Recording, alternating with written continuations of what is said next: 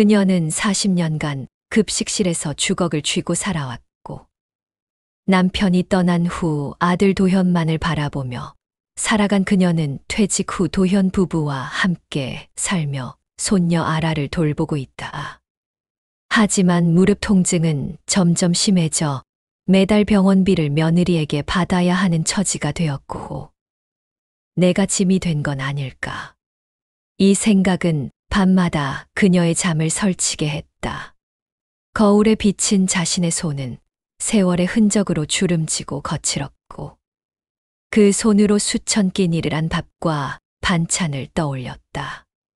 새벽에 일어나 국을 끓이고 반찬을 준비하고 아들의 도시락을 싸주던 손. 아라가 태어났을 때 처음 안아주던 손. 그 손으로 가족을 부여잡고 싶었지만 이제는 오직 병원비라는 숫자로만 존재하는 듯했고, 도현은 여전히 아버지였고 아라는 여전히 손녀였다. 하지만 그녀 자신은 누구인가?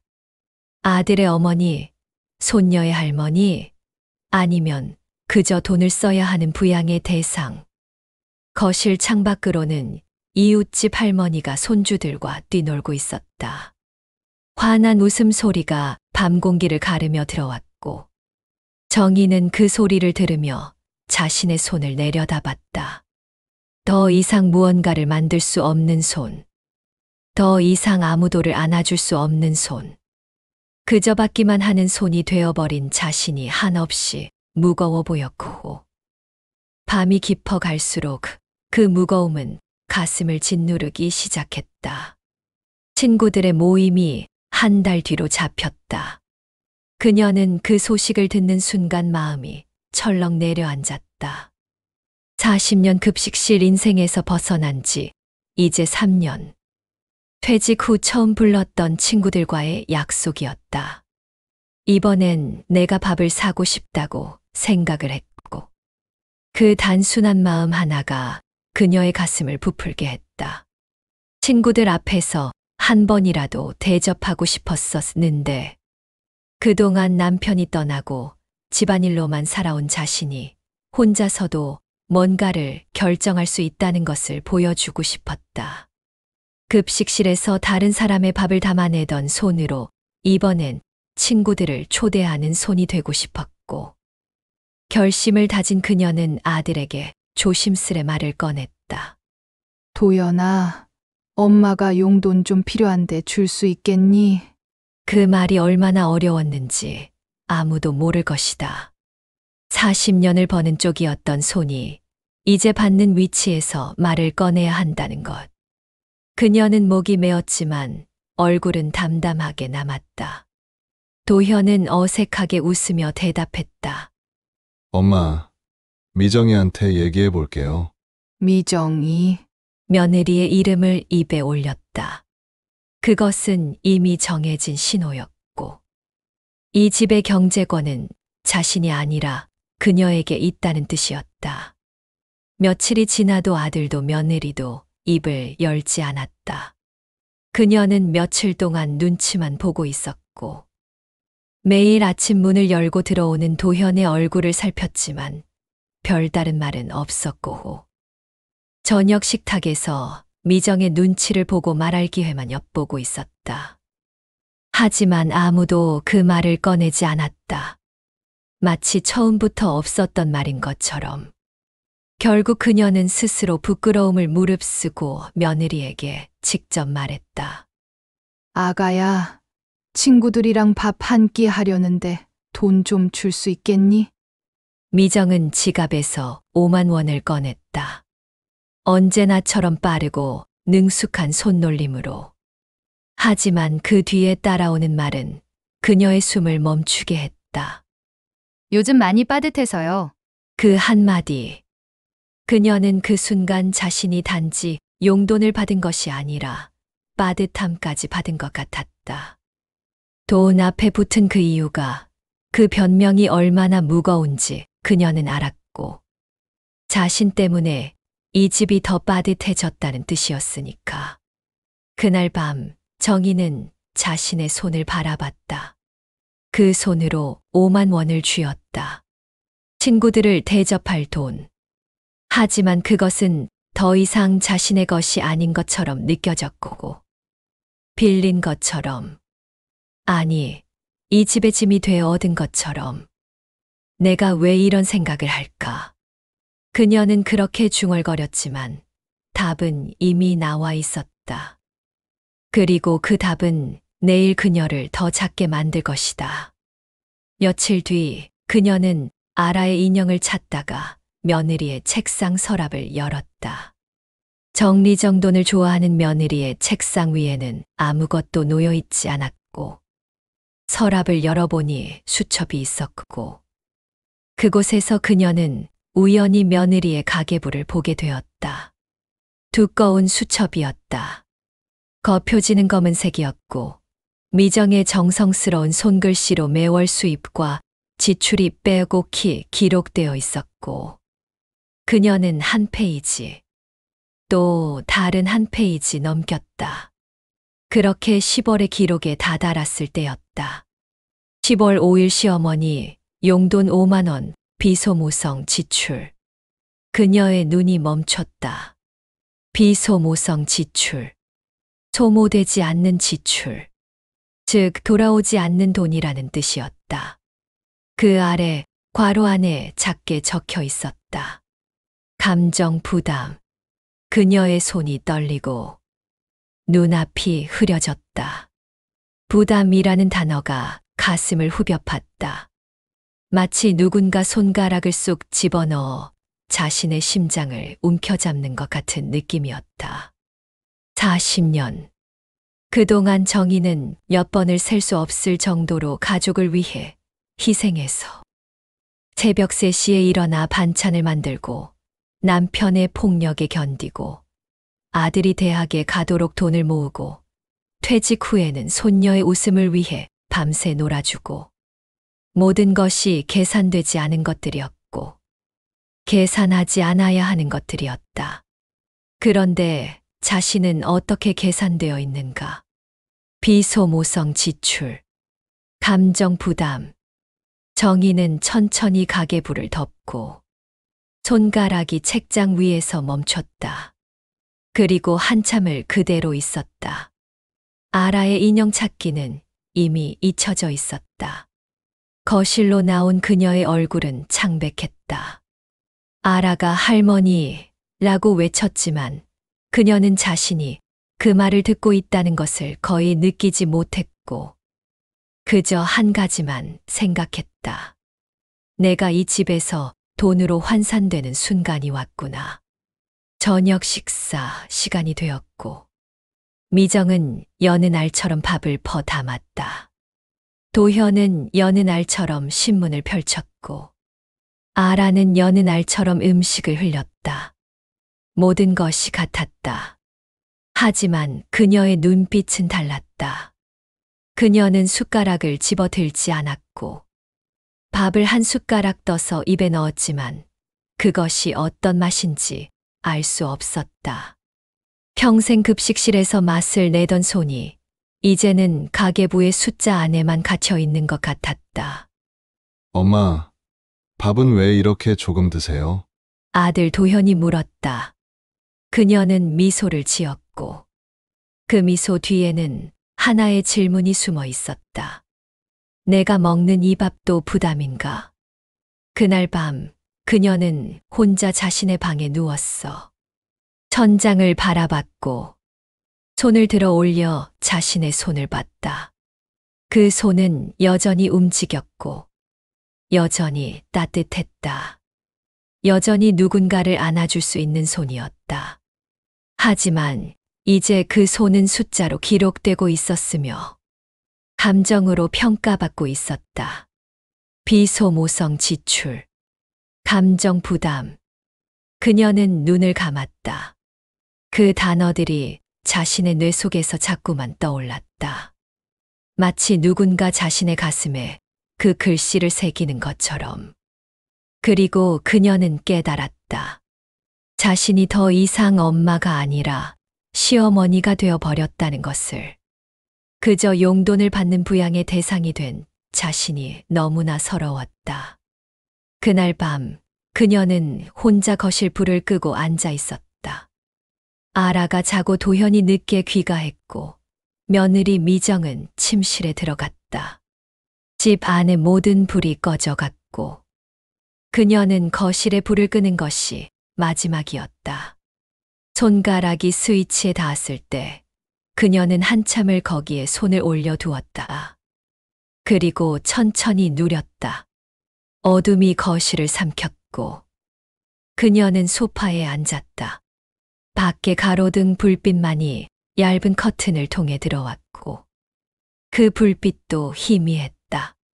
마치 자신의 존재 자체처럼. 손녀의 웃음소리가 가끔씩 들려왔다.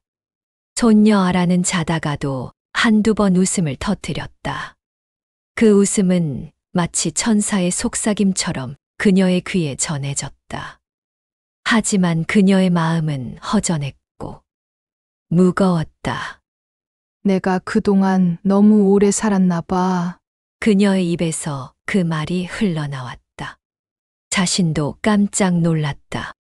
그런 생각을 해본 적이 없었는데 40년 동안은 하루하루가 바빴고 죽을 시간도 없었다.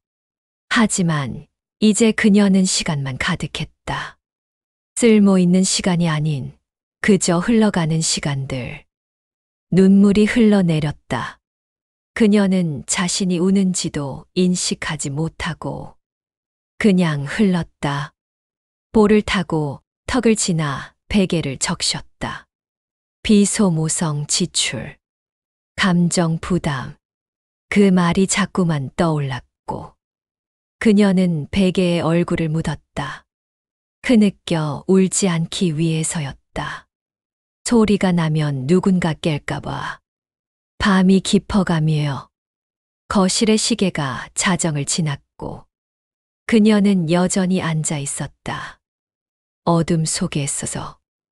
다음 날 아침 도현이 출근 준비를 하며 물었다. 엄마, 요즘 왜 그렇게 말씀이 없으세요? 그녀는 아들의 얼굴을 바라봤다. 도현의 눈에는 진정한 걱정이 담겨 있었다. 하지만 그녀는 알고 있었다. 그 걱정이 얼마나 표면적인지를. 미정의 가계부 한 줄이 그 모든 걱정을 이미 판단해 버렸다. 아무것도 아니야. 다만 나이를 먹고 있을 뿐이야. 그녀가 대답하고 미소만 지었다. 그 미소가 얼마나 간신히 지켜진 것인지 그녀만 알았다. 도현은 그 미소를 보고 안심했다. 아버지 같은 얼굴로 마치 엄마가 괜찮으니까 자신은 출근해도 괜찮다는 신호를 받은 것처럼. 그럼 다녀오겠습니다. 그녀는 고개를 끄덕였다. 말해봤자 상처만 깊어질 것 같았다. 자신의 마음이 얼마나 무너졌는지, 자신이 자신을 얼마나 작게 느끼는지 말해봤자 아무것도 달라질 게 없을 것 같았다. 현관문이 닫히고 도현의 발소리가 멀어졌다.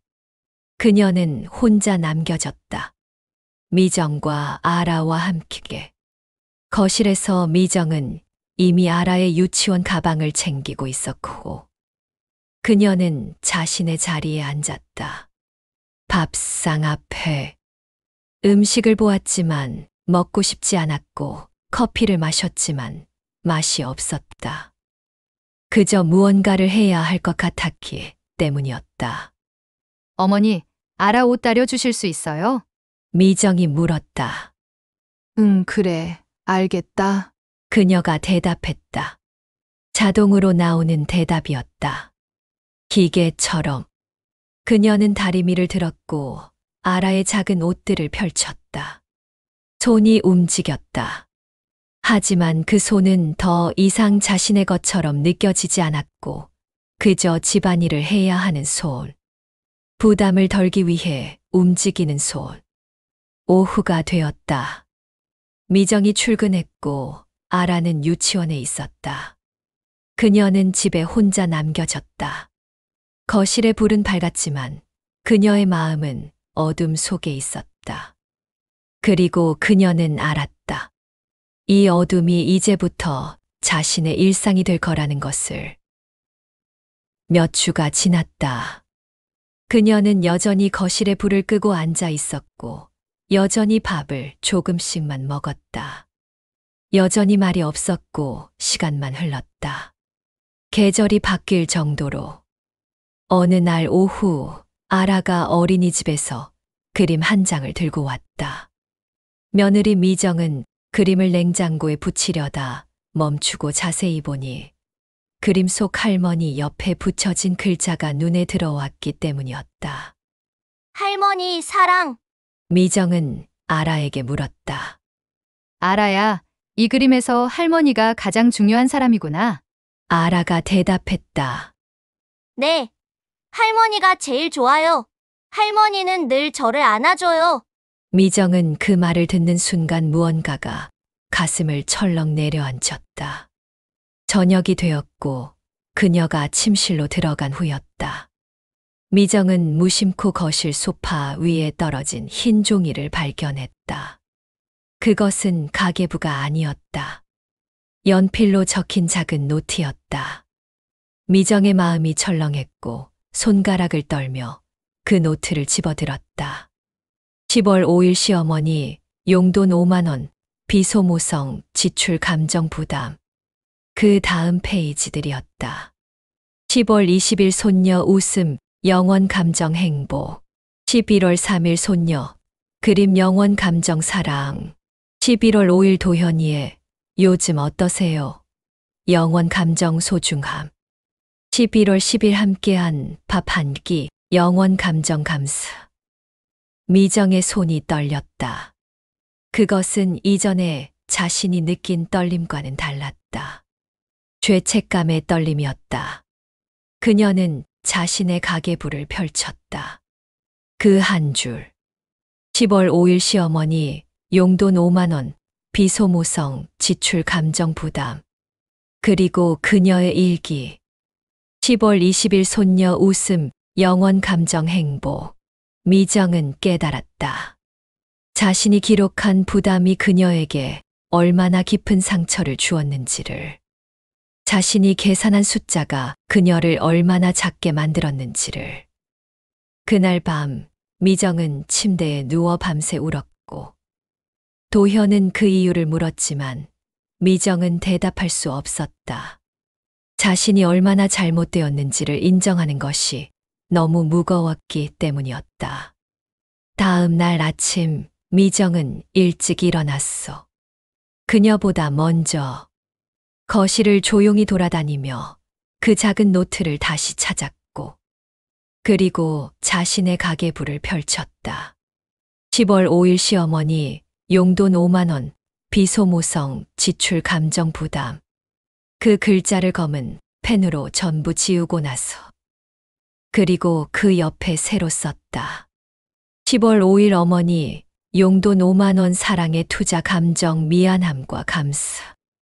그녀가 거실에 나왔을 때 미정은 이미 밥상을 차리고 있었다. 평소보다 따뜻하게. 어머니, 앉으세요. 그녀는 자리에 앉았고 아무 말도 하지 않았다. 미정은 그녀의 맞은편에 앉았다. 그리고 천천히 입을 열었다.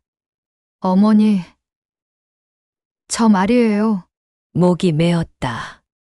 미정은 한참을 숨을 쉬었다. 제가 잘못했어요. 그녀가 고개를 들었다. 어머니를 계산했어요. 돈으로 평가했어요. 마치 어머니가 불청객인 것처럼. 그런데 미정의 눈에 눈물이 맺혔다. 아라가 어머니를 그렸어요. 그 그림에는 사랑이라고 적혀 있었어요. 제 딸이 할머니를 사랑하는 것을 보며 깨달았어요. 제가 얼마나 잘못되었는지를. 그녀는 아무 말도 하지 않았다. 어머니가 쓴 일기를 봤어요. 손녀 웃음 영원, 감정 행복. 저는 어머니를 부담이라고 기록했는데, 어머니는 이 집의 모든 순간을 사랑으로 기록하고 계셨어요. 미정의 목소리가 흔들렸다. 정말 죄송해요, 어머니. 제가 할 말이 없어요. 그녀는 천천히 손을 내밀며 미정의 손을 잡았다. 부드럽게 미정아, 그녀가 말했다. 그 목소리에는 분노가 없었다. 오직 슬픔만 있었다. 엄마도 처음엔 화가 났어. 많이. 그녀는 한 줄 한 줄 말했다. 하지만 그 분노를 들고 있을 에너지가 이미 없었어. 그저 슬펐어. 내가 이 집에서 돈으로만 존재한다는 것이. 미정은 그 말을 들으며 더욱 깊게 울었다. 하지만 아라의 그림을 보고 생각했어. 세상에 내 가치를 완전히 빼앗길 수는 없다는 걸. 그래서 내가 기록하기 시작했어. 내 인생을 돈으로가 아니라 사랑으로. 그녀는 미정의 얼굴을 바라봤다. 미정아, 미안한 건 너도 마찬가지겠지. 넌 이 집의 경제를 책임지고 있으니까 그것도 힘들었을 거야. 어머니, 미정이 울음으로 대답했다. 그녀는 미정을 안았다. 처음으로 아들의 아내가 아니라 한 여자로서. 이제 함께 해보자. 어머니와 며느리로서가 아니라 한 집에서 살아가는 사람들로서. 도현이 출근 전에 상황을 목격했다. 거실에서 자신의 어머니와 아내가 안고 있는 모습을. 그날부터 달라졌고, 미정은 가계부에 그녀의 용돈을 다시 기록했다. 어머니, 용돈 사랑과 감사.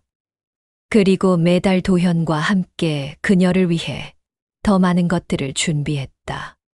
친구를 만나라고, 영화를 보라고, 혼자만의 시간을 가지라고. 밤이 되었고, 그녀는 거실에 불을 껐다. 하지만 이제 그 어둠은 절망이 아니었다.